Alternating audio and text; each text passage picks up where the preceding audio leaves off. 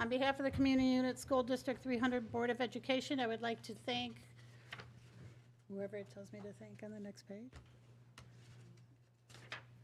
Thank you for being in attendance both virtually and in person for tonight's board meeting. At this time, I would like to reconvene the meeting of the Community Unit School District 300 Board of Education to order for Tuesday, September 12th, 2023. Madam Secretary, please take the roll. Burkett, present. Fiorentino. Present. Gauthier. Present. McKindy. Scarpino. Thomas. Present. Zettler. Present. You have 6 board members present. All right, and we'll pledge of allegiance. Yes, so I would like Principal from Lincoln Prairie Elementary School, Sarah Bernacki, here tonight to have her students lead us in the pledge.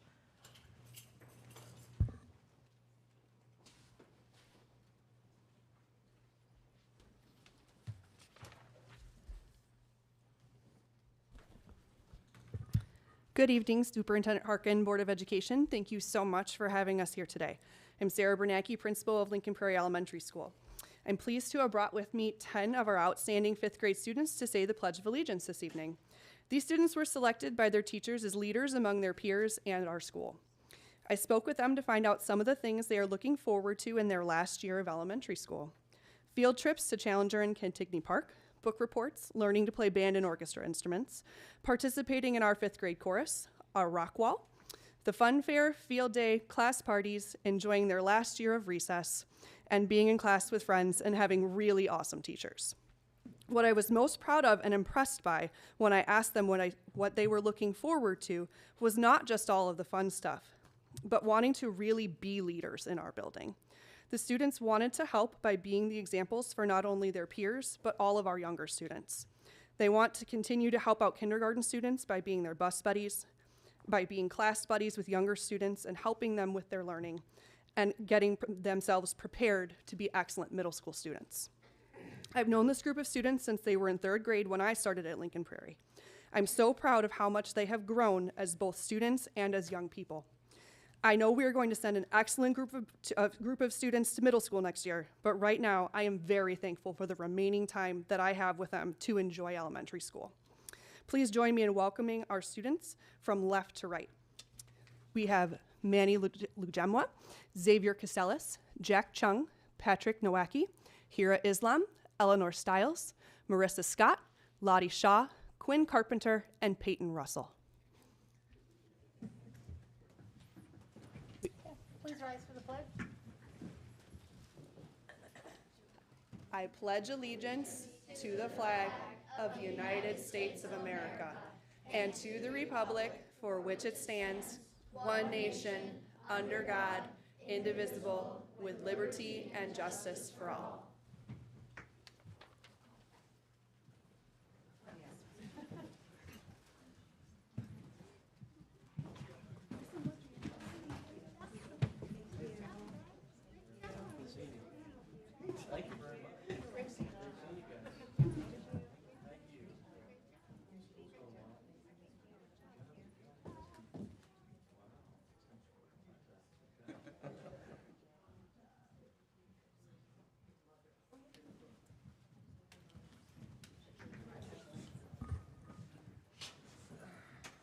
Parents, you don't have to stick around if you don't want to, but thank you for coming with your kids tonight, and thank you for letting your kids join us. Okay.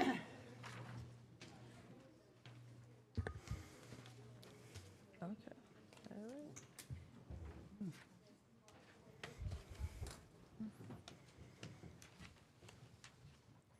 That cleared out everything.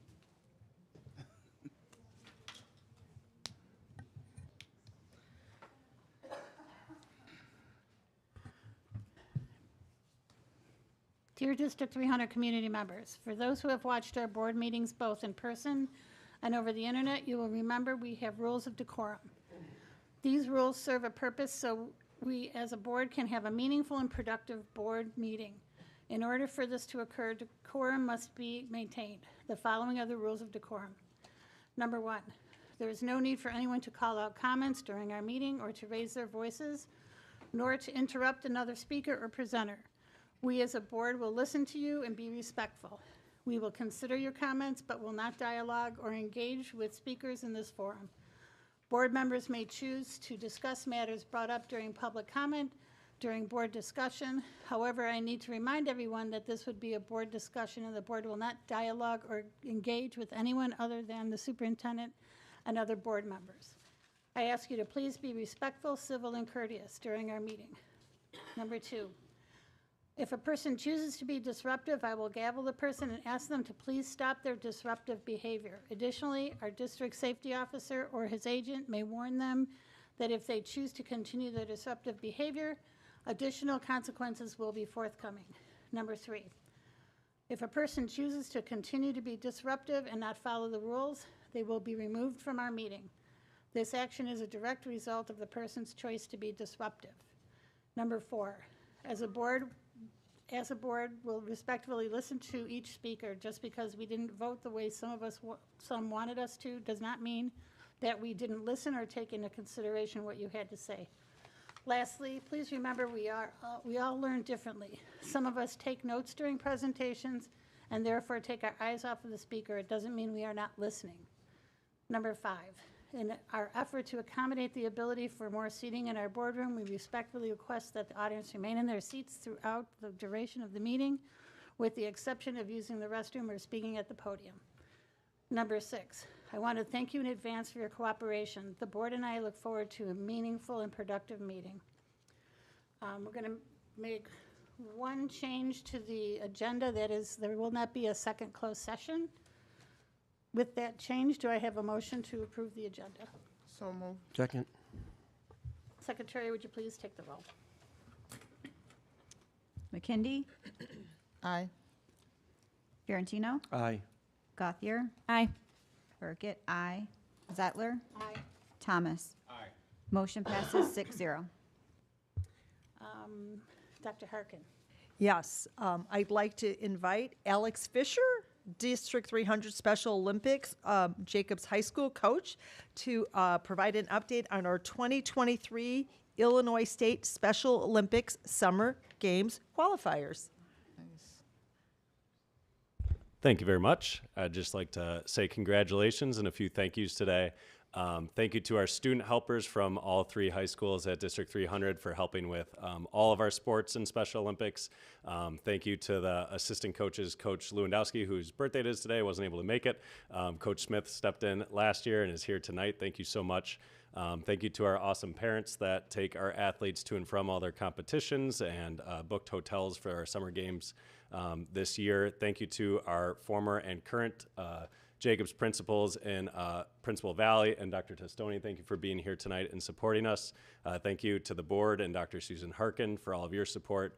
But most importantly, thank you to our athletes for all they give on their field of competition and off the field of competition every day. They're phenomenal human beings and they're phenomenal athletes. Can we give them a round of applause, please? Coach Smith's going to present a certificate for each of our athletes. We have Will Petro.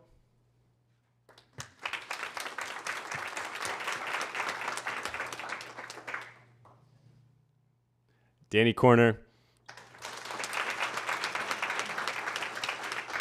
And Stephen McKender. And I also wanted to shout out our athletic director, Mr. Ziles at Jacobs High School. He helps set up everything at our facilities and all of our games. Does a lot of help with me, even though it's not something that he has to do. He does it out of the goodness of his heart. So thank you to him as well. So thank you, everybody. Have a great night.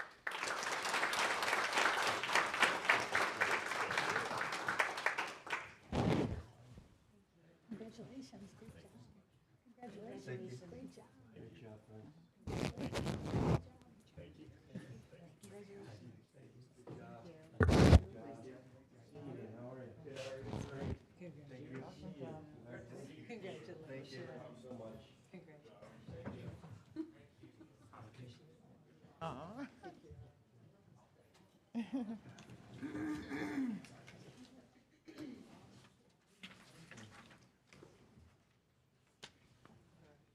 All right.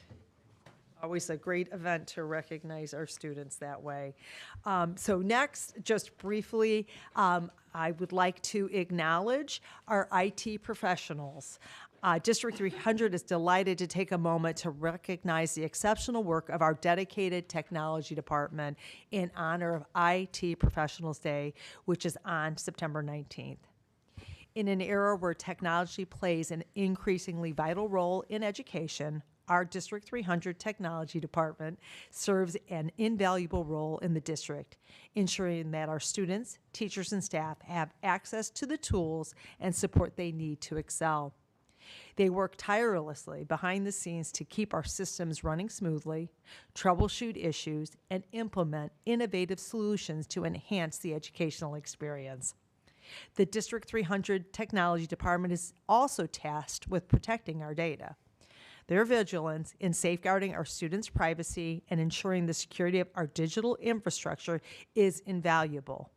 Additionally, their continued efforts to ensure that all staff members understand the risks of phishing to help keep the district safe from cyber attacks is critically important. Once again, thank you. Mr. Hummel's here tonight from the District 300 Technology Department and all of his staff for all of their outstanding efforts, so thank you.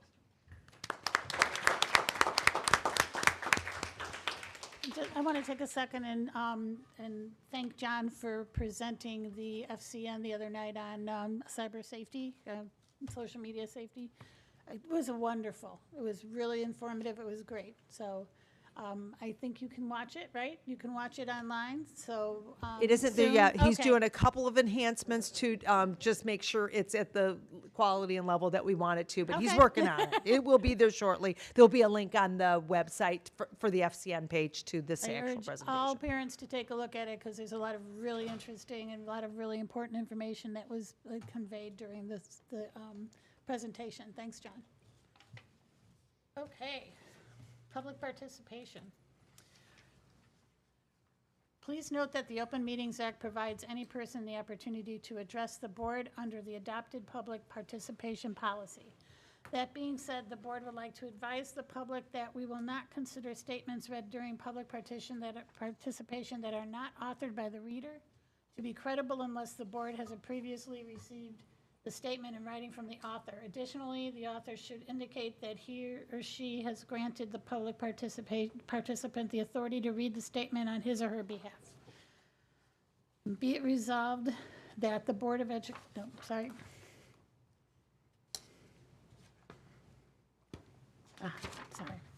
We have one person signed up for public participation. I will call the name of that individual up to the podium. Please state your name in relationship to the district and limit your comments to 3 minutes. Please note the following.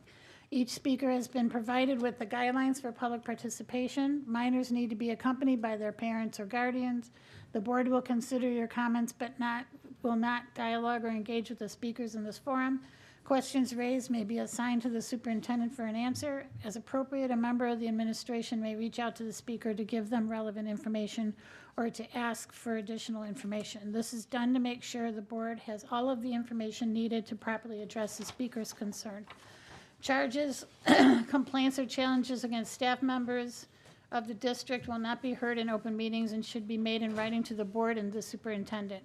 We also ask that speakers refrain from personally attacking district staff or members of the board. Pursuant to board policy, this evening's participant must limit her comments to 3 minutes. We ask each participant to be respectful to all individuals who have signed up to speak and adhere to the allotted time limit. We also ask that speakers conduct themselves in a civil and courteous manner and refrain from trying to engage members of the board in dialogue during public participation. Failure to abide by board time rules or those found out of order by the board may lead to exclusion from the meeting. To be fair to all participants, thank you for your understanding and cooperation. Our public participant this evening is Lisa Kopetsky. Good evening, board. My name is Lisa Kopetsky. I am a parent, teacher, and ex-student in the district from Westfield. And I just came here today to actually thank you for the renovations in the Westfield Elementary Gym. Nancy and I worked on a project about 2 years ago, hopscotch positive affirmation vinyl for the floor, and it turned out really nice. So in the process of doing that, she got to experience the sound levels in that gym. When they took the carpet out, it ended up being just 4 cement walls and then the tile floor, and it was really, really, really loud. The echo was insane, and then you add all the kids and the equipment, and so it was hard on our ears and our deaf of hard of hearing programs. So when she was in there, she kind of brought it up, and I said, yeah, it's one of those things I'd like to get fixed, and she helped me. You guys helped as well, and we put up sound boards, which are now on 2 walls. They look really cool. The kids call them the Minecraft walls now because they're all like boxy, and but it has helped tremendously, not only for the kids, but for the whole program. We're using that now for all of our extracurricular stuff in regards to assemblies instead of the multi-purpose room, because that has the same problem. And it helps me. Honestly, I'm not as tired when I come home because I'm not screaming all day long.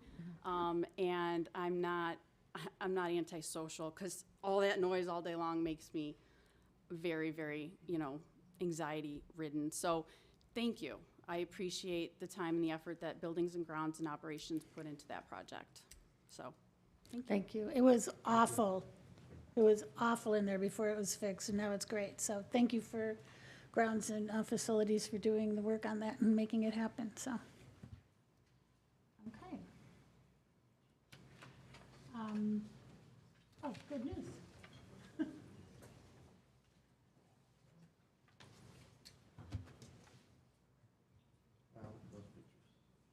Okay. Good news. Eastview Elementary School hosts annual 9/11 memorial ceremony. Yesterday morning,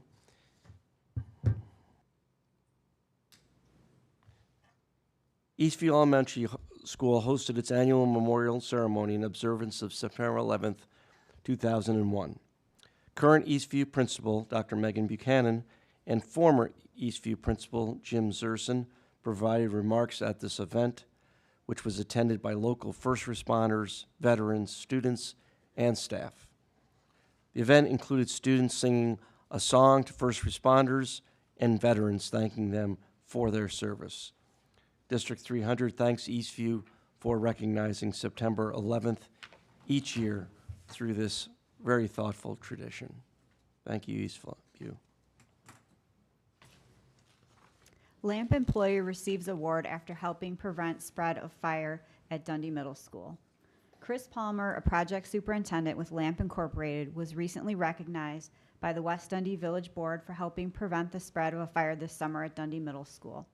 According to the West Dundee Fire Chief, Michael Spiro, Mr. Palmer's swift and decisive response to the incident helped minimize damage to DMS. For his efforts, Mr. Palmer received the village's Lamplighter Award, which recognizes those who have gone above and beyond to directly impact the West Dundee community. District 300 congratulates Mr. Palmer on receiving the Lamplighter Award and thanks him for his assistance in keeping our buildings safe. Hampshire High School graduate competes in Skills USA Championships. Evan Courtall, a 2023 graduate of Hampshire High School, competed this summer in the Skills USA Championships, which took place in Atlanta, Georgia. Evan represented Hampshire High School as a welder and earned a 12th place finish in the national competition. This competition required him to complete 5 different welding projects within a set time frame and perform various other welding-related tasks.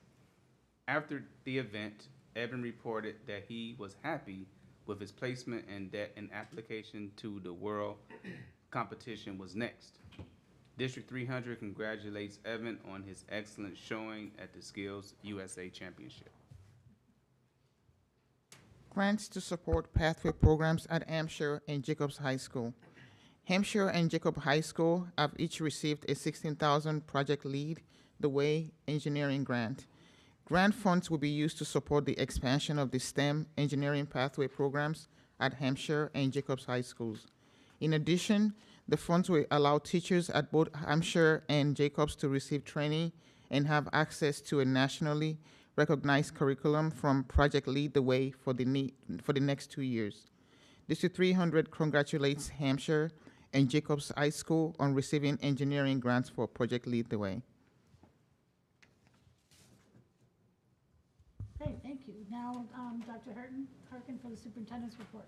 Yes, so our first item on the superintendent's report is an update on Goal 1A specifically. And so Dr. Smith will be leading this. Is anybody helping you? We'll see. Okay. Excellent. Sorry.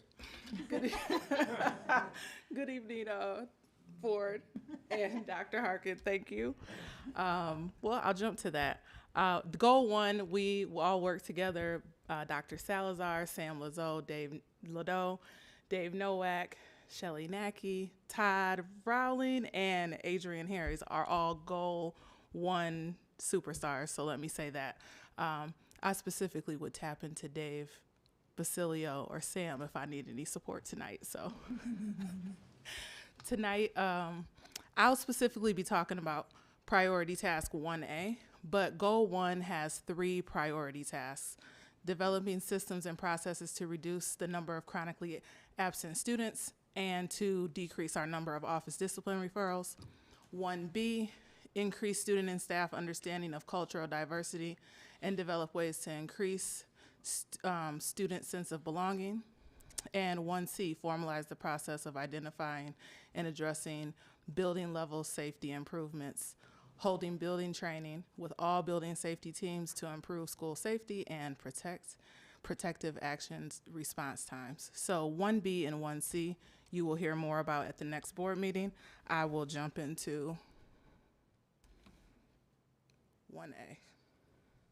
No clicker here. Okay. I'm ready. Next one. So what problems are we addressing? High number of students who are chronically absent and a high number of office discipline referrals. We are really honing in on consistent district-wide application of the MTSS framework for attendance and for general student behaviors. I just want to remind that MTSS is the multi-tiered system of support. If you think about the triangle, and we have tier 1, 2, and 3. And so when you hear me speak about that tonight, that's what I'm referring to. What outcomes do we hope to address? So we hope, as you can see there in the 3 bullets, that our overall goal is to minimize, not maximize, disruption to the instructional environment. And so we want to get our kids into school to decrease that chronic absenteeism and then ensure that we have systems and processes and supports and resources in place to keep them in the classroom and make sure we're meeting those needs, whether that is on a school-wide basis, in a small group way, or individually for students. How are we going to achieve these outcomes? So I'm going to read this one because there's a lot of info packed here. We want to increase the support for our administrators and our building staff. And one way that we're doing that is the increased support from our assistant superintendents over the schools. And what we've been able to do this year is decrease the number of schools that we have one person supporting, so they have more time and more availability to get out into those buildings and support at an on-the-ground level, rather than getting there when things are already on fire, quotes around that. Mm-hmm. So it's a proactive approach. Along with that proactive approach, you'll hear specifically members of the team that I mentioned when I started are part of that wraparound support if we need to get out to a building, because we really want to make sure that we are also at central office supporting those buildings with keeping those kids in the classroom or making sure they have the supports they need to be successful in school. With that, working with our school teams to make sure we're individualizing based on school and not just doing a one-size-fits-all. So some things we're doing with that: analyzing the data regularly, improving our monitoring, right? So looking at that on a weekly, even daily basis sometimes, just to make sure we're keeping the pulse on what's going on in the buildings and not waiting until something is just a chronic need. Responding to those tier 1, 2, and 3 needs, monitoring progress of intervention. So if we put small groups in place, because we need to do something specific, I'll use a basic example, recess time. Every day we have kids that like to play fight. We all know play fighting eventually could turn into real fighting. So if we're seeing that is something that's happening on a regular basis, before we get to a point where a student is injured, we might put a small little group in place and just remind them of what the expectations are of what they should be doing with their hands and what they should do at recess and what they shouldn't, right? Very basic example, but so real. Making decisions based off of that data and then continuing to provide professional development, training, and support as needed.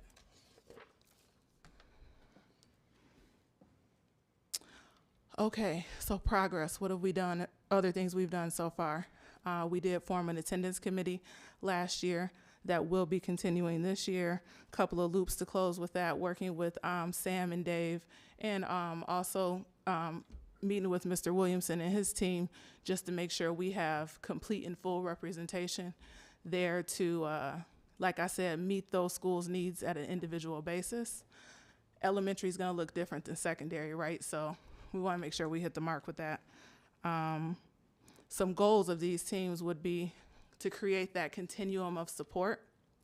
The continuum of support are what are those different strategies or what are different resources that school teams can use to address, okay, high school, I got kids that don't want to go to class on time, but they're showing up. That's a different intervention that falls on that continuum of support than kids who, we saw you first hour, but we didn't see you the rest of the day. Two different layers of support that's needed there. That's not a one size fits all. So we want to keep our eye on that. As well as same thing with behavior, right? If you can be proactive with that example I gave about recess, then you don't get to that point where you're at the office discipline referral. Now we're calling the parent. Guess what? We really need to talk about recess because it's escalated. So we want to work up to that and not just wait until it gets to that office discipline referral.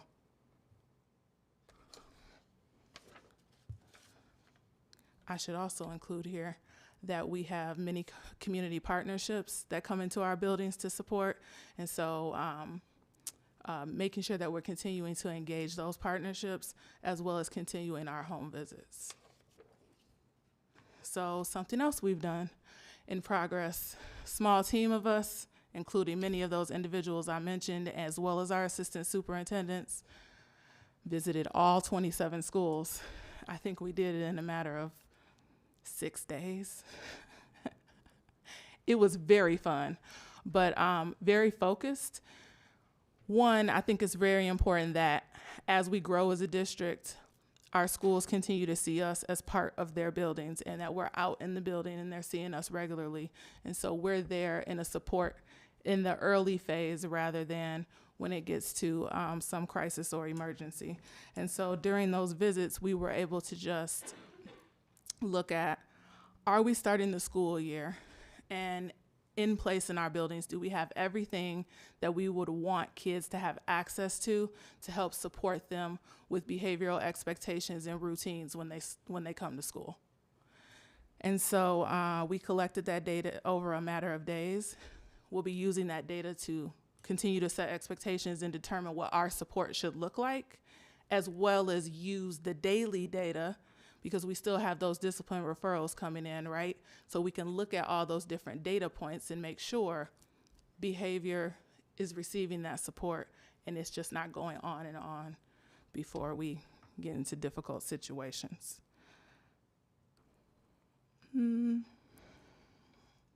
Continuing our focused training for administrators is also very important because when you do get to that point where that fight happened or the B word I don't want to use, but we know it's happening out there in schools. Are we completing those investigations in a timely manner? Are we completing them correctly? Are we making sure that parents receive that communication? Are we making sure that students continue to receive support after the incident happens? All of that is training, and we want to make sure that our administrative teams have that training and that support. So not only is our central office team meeting to look at that data, our school teams, each of our schools have different teams that they've built that are looking at attendance data as well as the discipline data. You may have heard of PBIS. PBIS will be one of those teams that focus on positive behavior. On the next slide, you'll see I threw some pictures in here to give you another very just real example of what is out in a school for students for support. And so you'll see in one of those hallway expectations. We want to promote you're walking in the hallway, not running, crawling, sliding, whatever it is. All those things happen, and kids need to express themselves, but we also need to make sure that they're safe when they're walking down the halls. And so this would be an example of what you could see in a hallway. We have those posted in each of the different areas within schools. So what are the classroom expectations, bathroom expectations, cafeteria, and so on. So you understand that part right there. That's also considered tier 1. So when we talk about what's a tier 1 strategy for support, to have this for students posted and then have a plan of when to teach them those expectations and continue that throughout the year. Next to that, you'll see we have a restorative poster, a little restorative reminder. The lazy 8 for breathing if you need a moment to calm down because you feel that you're getting angry. So just some different resources for students to have visually within the building and for teachers to even refer to if they're walking with their kids. Hey, take a minute and look at that. And so just to give you a connection to what does this look like in action in a school. Next, we have our data. So on here, you'll see all of the data for Goal 1, but tonight, like I said, I'm talking about chronic absenteeism and student behavior. And so for chronic absenteeism, we want to decrease from 30%, from the 31% from the previous year to 20% by the end of this school year. As of September 1st, we were at 17%, but we want to be mindful that attendance changes every day. So that number might be 10% tomorrow, but we will continue to monitor that as a key performance indicator. And then currently we have a total of 435 student incidents as of September 1st across the entire district. That's approximately 31 incidents a day per school day. Significantly lower than this time last year. At this time last year, we were at 93 incidents per day. And so I want to say we're on pace to meet that goal as well and actually see that within the first month of school, these proactive approaches that we've been putting in place are paying off. So our next steps you'll see here are to continue to support and facilitate implementation of the multi-tier system of support. So as they get tier 1 in place, we know we have students that need that tier 2 support and tier 3. And so just continuing to support school teams, site-based being buildings, as well as get that district attendance committee started. Schools are completing their school improvement plans, which you'll review next month. That's the individual plan at the school of how they're going to address this data within their building to help support these outcomes in our strategic plan. Individualized support from the assistant superintendents, continuing to monitor the data, and continuing our professional development. In addition to the members that I mentioned at the beginning of the presentation, we're also lucky enough to have our board vice president, Ms. Nancy Zettler, as our board liaison for Goal 1. So I wanted to turn that over to you if you had any comments or wanted to add anything. Sure. Well, I have a quick question. Attendance committees at each school? Each school has attendance committee, and then we have a district-wide committee. Okay. So they work on implementing what works, like you were talking about. Individual schools have individual things that work, et cetera. That's their goal, is to find out what works and to implement it? Yes. Okay.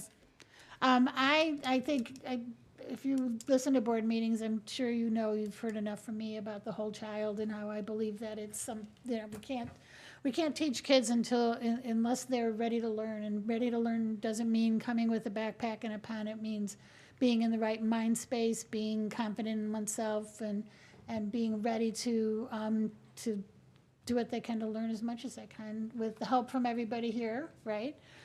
So I'm very happy to be involved in this particular goal because it's my wheelhouse, it's my passion to make sure that the kids are all happy to be in school and getting the most they can out of it. I'm really happy to see that we've made some progress.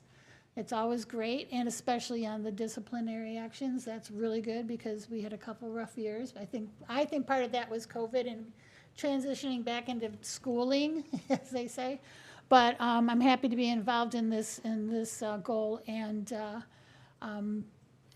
happy to hear that you guys have a lot going on, and it seems like it's working. So congratulations! I'm very proud of you guys. Any other comments from the board? Thank you. Mhm. Questions? Thank you. Nope, thanks. Then next up, and this was a request from the board, we're here tonight, so Ms. Nacky, they do it for you, but you can take it because I like to control the clicker myself.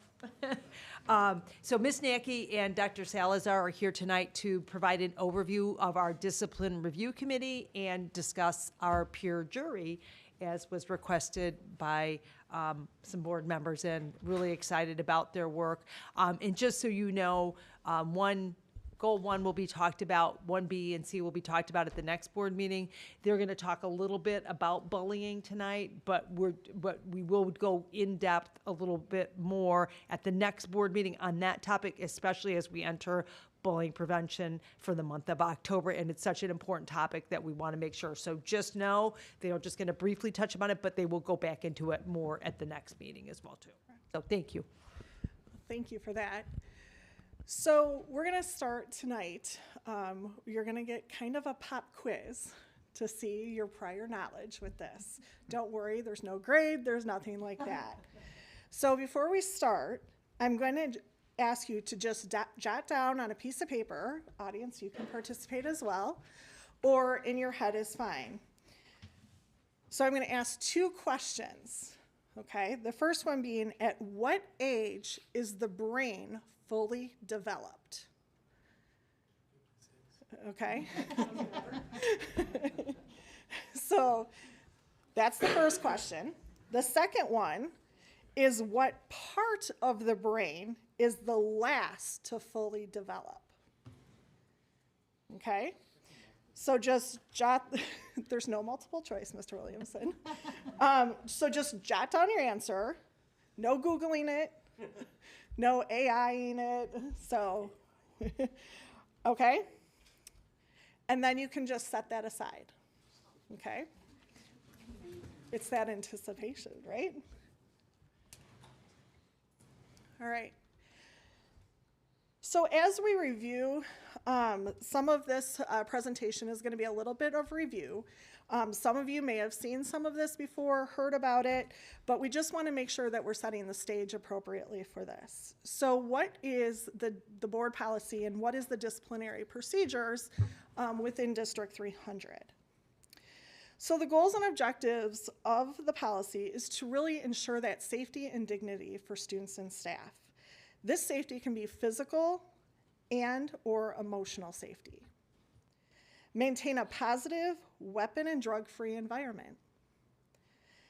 Keep property secure. Thank you, Mr. Rowling.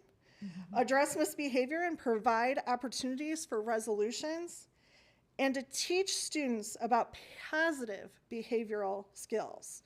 You just heard from Dr. Harkin, who talked about all of those things that we're doing within District 300 to align with this. So sometimes we're asked, what constitutes discipline, and where does that behavior have to take place? So there is in our board policy, in our family, our parent guardian handbook, of where does this take place. So any code of conduct takes place on school grounds or inside of, off school grounds if it's at a school-sponsored activity. So if a middle school student is at the high school at a football game, that's still a school activity. Traveling to or from school, this includes the bus stops with that, and anywhere that a conduct interferes with or disrupts the educational environment. So a lot of that time, that's where our social media sometimes comes in, where it happened outside of school, but it has now interfered with the educational setting. So now this could be subject to the code of conduct.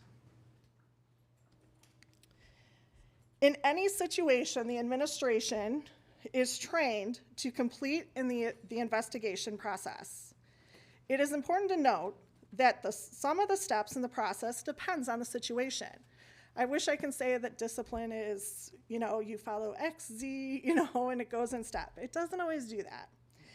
However, in all situations, the student must be afforded due process rights. And we'll go more in depth on the next slide with that one. Other steps to the investigation process an administrator may take is to seize any contraband, to obtain witness statements, either from staff or students, secure any video evidence that may take place, whether that through our system or through pictures. If technology needs to be frozen, sometimes technology with the support of our technology team, and then in some cases involve the SRO, which is the school resource officer. When we look at due process, this is a critical part to any investigation. This allows the student to be able to say their account of the situation. What is their story? Everyone has the right to share their story and give their side. The school administration, should inform the students of the misconduct. What are they being asked about? Depending on if the student admits the misconduct or not, will guide the investigation. Just a hint, it's a lot easier when kids just admit it. But sometimes that doesn't happen. And upon investigation, the school administrators will determine the appropriate disciplinary action in accordance to the district guidelines and professional judgment. If it is found not that the student was not involved, then that incident is not part of that record. In any office referral, or we call them ODRs, so if you hear that, you know what that is now. Communication should be taking place with the parent or guardian within that reasonable time. Other communications that the parents may have depends on the situation. A reintegration meeting may take place if a student is suspended out of school. This is a requirement under the Public Act 990456, or what most people commonly know as Senate Bill 100. This meeting is to focus on those interventions and that support for the student to be able to return to the school successfully, both behaviorally as well as academically. It is important to note that confidentiality is incredibly important in all matters of student discipline. Administration is bound to only discuss matters that involve that child with that parent. We can't discuss who else was involved and what consequences were taken. You just heard from Dr. Harkin about the attendance and discipline. So looking at a comparison of August of last year to August of this year, it gives you an indication. So August of last year is in blue and August of this year is in orange. Going on, if you're looking at this, it goes from the high school to middle school to elementary to Oak Ridge and then the overall. If you look in all of these, there has been a slight decrease across all the grade levels and overall. This is the connection between all the work that's being done with Strategic Goal 1A and the continued development of those steps that you just heard about. Now let's go to those two questions I asked you to write down. At what age is the brain fully developed? 21. Very good. The answer is in the mid-20s. Okay? Think about that for a moment. The brain is not fully developed and mature when most of our students graduate. Now the second question, what part of the brain is the last to fully mature? And that is the frontal cortex. That is the part right behind your forehead. Sometimes this is also called the executive center. This part of the brain is responsible for their skills like planning, prioritization, impulse control, and decision making.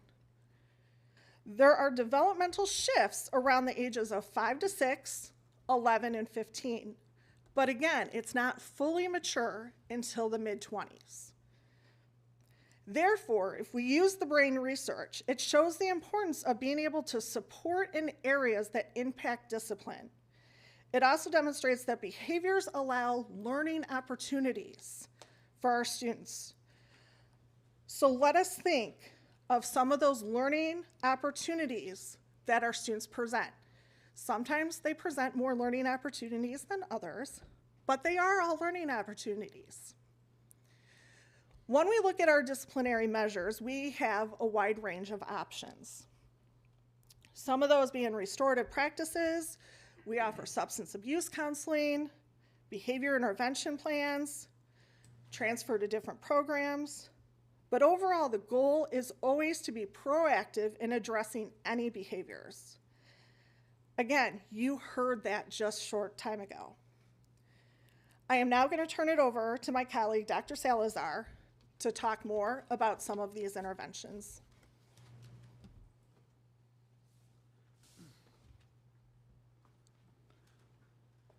Thank you, Ms. Nacky. I'm going to highlight what we call the Discipline Review Committee. This is a committee. It's a district level committee that both myself and Ms. Nacky chair. This committee meets every Tuesday morning. It's comprised of building level administrators from all 3 levels.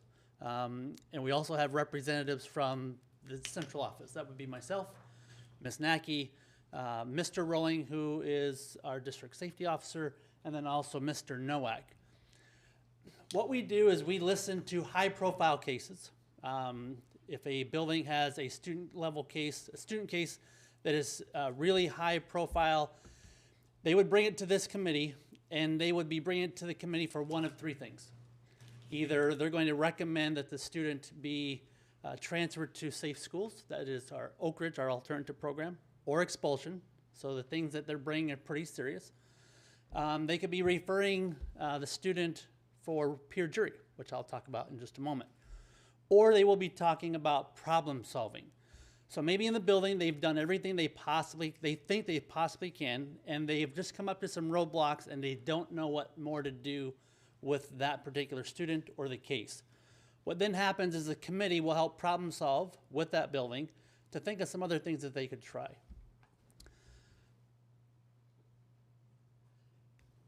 What you're going to see now, you're going to see 2 slides.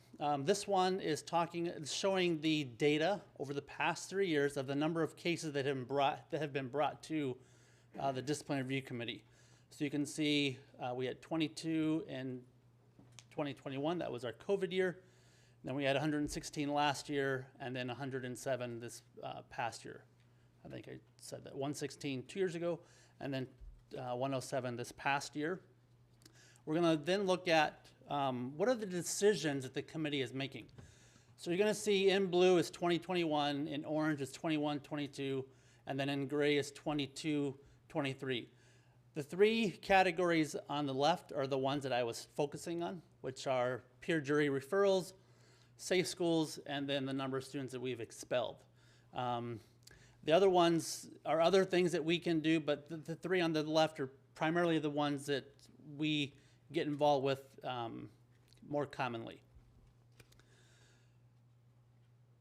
Peer jury is a wonderful program. This is probably my favorite thing to do about my job. I deal with student discipline along with Ms. Nacky on a day-to-day basis. So we hear the worst of the worst all the time. But we don't get to do a lot of this. And what I'm talking about this is peer jury. So peer jury is a district level program. It is an alternative to punitive consequences. Ms. Nacky just mentioned just a brief moment ago about learning opportunities. We utilize a restorative approach. Our jurors are made up of all 3 high schools. And last Thursday, I got to sit with our jurors. We have 11 this year. and we spent some time. I take them through a training every year. Prior to hearing student cases, they go through a training program with me, and we go through a restorative approach. We talk about what the program is and what these students do on a day in and day out basis will absolutely amaze you if you ever had the opportunity to see them in action. I am blown away every year by the things that they do and the things that they help our students get reacclimated back into their environments. So a student has done something, typically they're shameful of it, and we can typically see through the course of the program, because the student comes to peer jury, and then they have a month to complete whatever learning opportunities that they're given, and we can see them turn around. We're pretty successful in that. I will say, I did jot some information down. This is our data. So the past 2 years, we've had 29 cases, but what I want to highlight is that last year alone, we prevented 53 days of suspension. So when you think about that, students were in school more than they were because of this particular program. So when they come to peer jury, they can have a reduction of a suspension, or they can have no suspension if it were that. But I'm here to tell you that last year we were able to prevent 53 days of out-of-school suspension, and I think that's pretty remarkable. The last thing I'm going to talk about is bullying. I'm actually going to read this because I think it's important. So bullying also includes cyberbullying. It means any severe, pervasive physical or verbal act or conduct, including communications made both in writing or electronically, that darn social media, right? Directed toward a student or students that has or can be reasonably predicted to have the effect of one or more of the following. So bullying can affect people in different ways. And what you see are 4 bullets that will show you some different ways that people can be affected by bullying. They can have fear of harm for their person or property. It can have a detrimental effect on the student's physical or mental health. We heard that a little bit earlier. It can interfere with their academic performance. And then lastly, it could interfere with their ability to participate or benefit in the services that we provide, whether that be activities or any privileges provided by the school. What Dr. Harkins shared at the beginning of our presentation is that next board meeting, you're going to hear more about bullying. So at your next meeting, which is on the 26th of September, you're going to hear new legislation. There was some new legislation this past summer. You'll hear about that, and you'll hear what we're doing with it. You're going to hear about the bullying reporting process, the investigation process, and prevention measures rolling into the month of October. But we don't want to focus just on the month of October. We want there to be an awareness all the time, not just October. So more to come in the next meeting. Do you have any questions? Yes, I have 2 questions. Sure. What do you all consider a high-profile case? Yep. So it can be theft of a cell phone. It could be bullying. It could be some social media things that are happening back and forth among students. It could be vaping. It can be cutting class. So it ranges. I can bring next meeting a list of some of the things that we typically would see, if you would like. Okay, and now my last question is, since a lot of these students could be minors, with the exception of high schoolers, 17, 18-year-olds, at what point is the parent involved? I mean, because if you find a student that has maybe some contraband, or a student that maybe have something they shouldn't have, at what point do you involve the parents? Is it before you encounter the student, or is it after you bring the student into the office, because these are minors? Anytime a student would have any type of contraband, a parent is notified. Any other questions? Yeah, you showed the data from 2020, yes, the past 3 years. Are these There's For- the data for the non-COVID year, like the year prior to non-COVID. Are these numbers trending kind of along that, or are these an increase? Because it's hard to measure against 2020 and to 2021. I think they school were year. higher Higher prior. prior to. Okay. If you would like, at our next meeting, I can add a little bit more data, if you would like to see what was happening Yeah, like the maybe, year just before. because that 1 year is kind of and then we're coming out of that period in time, so I just want to see like historically is a little bit more on how is this helping? I have it. Yeah, bring it to the next meeting.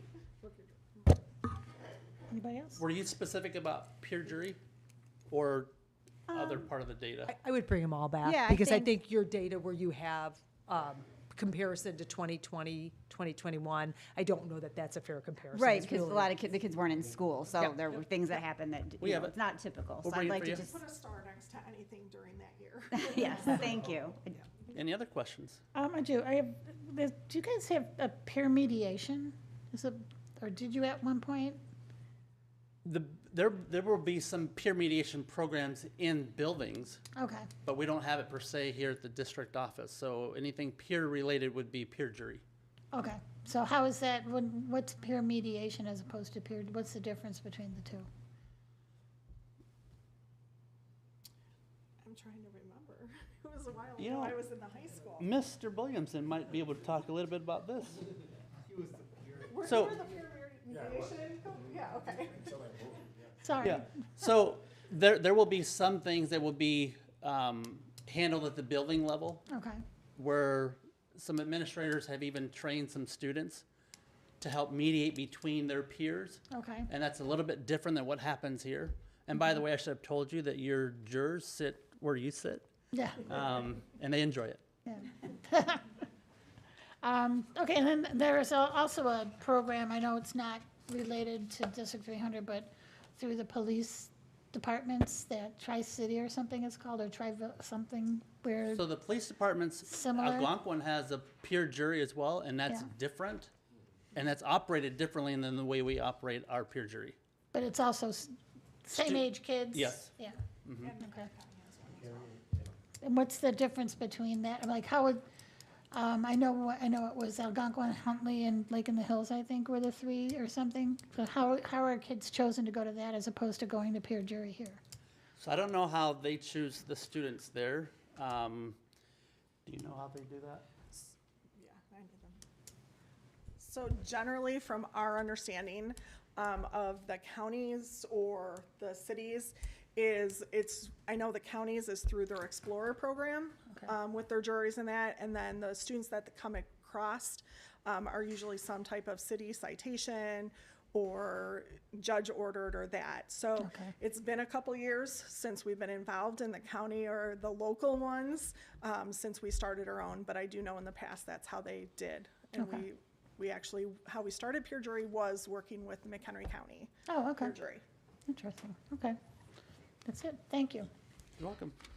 I guess I have one more. How are students made aware about the opportunity to be on peer jury? So we advertise through the high schools. Also, it's on the district website and through word of mouth from our existing jurors. And we're graduating a number of them this year, so we'll be recruiting more, so. And is that just high school level or middle school level kids can be jurors? Jurors can only be, they're high school level. High school. Cases will be from 6th grade through 12th grade. Okay. Occasionally, we will hear a 5th grade case if they're in their second semester. Okay. Thank you. You're welcome. Anybody else? No? Okay. Thank you. If you want to go back, did you want to talk about those dates you had there? Oh, I'm sorry. Right? I thought there was some good information Oh, there. yeah. So we have 3 things coming up. On October 12th, we have a Family Community Network presentation by both myself and Todd Rowling that will be on school safety, discipline, and bully prevention. On the 16th, we have Rosecrans, who will be coming to present again on Family Community Network on substance use prevention, and will also be some really good information for parents about vaping and drug usage and things to look for. And then on the 18th, we've got Greater Elgin coming about supporting students' mental health needs. And again, for parents and community members, these are great programs, and we put them on every year. Some of these are done every single year. Some of them may be new, but it's always very good information. And if you can make it to one of them, you definitely should try, because it's worthwhile. Thank you. Okay. Anything else? Nope, that concludes the superintendent's report. All right. Nice job, everyone. All right, items for discussion. I'll read each item individually to allow for any discussion. As a note to those in attendance, both virtually and in person, some of these items have been vetted through the Board Operations Committee, which is why there may not be a need for a new discussion. So, Section 10, 10.1, Board Meeting Minutes. 10.2, Disposal Report. 10.3, Treasurer's Report. 10.4, Donation. 10.5, Musical Instruments Bid, Extension. 10.6, Salt and Ice Melt Bid. 10.7, Staff Training and Support Program Contract. 10.8, Post-Prom Event Contract. 10.9, Therapy Services Contract. 10.10, Virtual Speech Therapy Services Contract. 10.11, Compensation Compliance Reports. 10.12, Board Policy Review and Revisions. 10.13, ECC Transitional English Course MOU. 10.14, Freedom of Information Act. Anything? Okay. Consent items, number 11. Do I have a motion to approve the consent items? Do I have a second? Okay. Madam Secretary, please take the roll. Fiorentino, Aye. Gothier. Aye. McKindy, Aye. Zettler, Aye. Thomas, Aye. Burkett. Aye. Motion passes 6-0. Okay. Roll call action items. 12.1, approval of out-of-district student travel request. Do I have a motion for the approval of out-of-district student travel request? So moved. Second. Any discussion? No? Madam Secretary, would you please take the roll? Thomas, Aye. Gothier. Aye. Burkett. Aye. Fiorentino. Aye. Zettler, Aye. McKindy. Aye. Motion passes 6-0. 12.2, approval of employee discipline case number 1. Can I read the resolution first? Okay.